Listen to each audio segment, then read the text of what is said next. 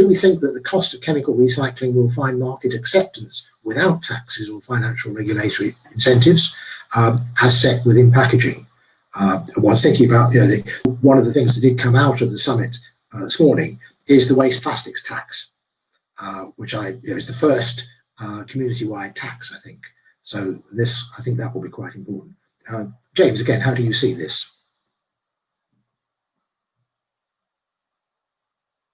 Whoops, I think we've lost your sound, James. It would help to come off mute. That's Sorry. It. There we go, yes.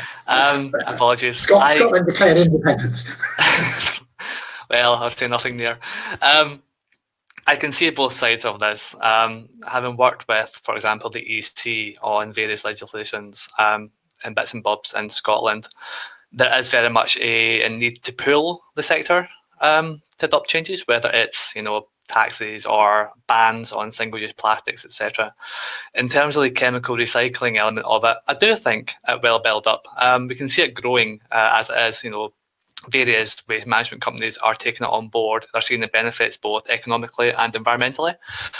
So they are investing quite heavily in various technologies, and that's across not just Europe, but also over in America, and we're seeing it in Canada a bit as well. So I think that is a bit of a push and pull, but I think the businesses, they've got their hearts in the right place and they are making the right changes. So overall, we're not going to see the end of taxes. I hate to be the one that says that. Various governments will still continue to push and pull using those levers. But overall, I think we're going to see some quite rapid developments and quite rapid adoption of new technologies over the next 5 to 10 years.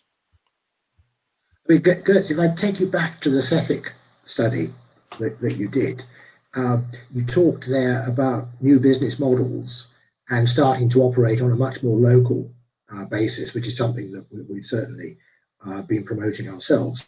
I see the key need to develop new business models based on proper collection of plastics, proper sorting, and then instead of having waste sites, turning those into resource centres where you have pyrolysis systems, mechanical recycling, allied to polymerization and 3D printing, so that you do get a circular economy. Obviously, that's all gone on pause in the last 2 or 3 months. Do you think we can now start to see that pushing forward again? Yes, clearly so. I agree with your assessment. It has gone on pause.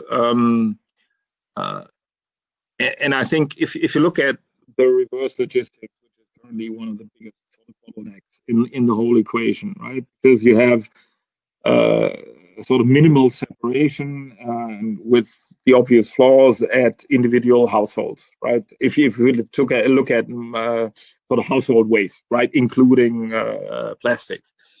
So you can work on the waste streams by getting to more sort of single materials. But again, if people sort of mix single materials with highly with multiple sort of ingredient materials, which is currently the case, it doesn't help. So there is better sortation at the waste manager sites, but I think the better solution is decentral collection, marking of the materials, and then sort of initial preparation in sort of more decentral units.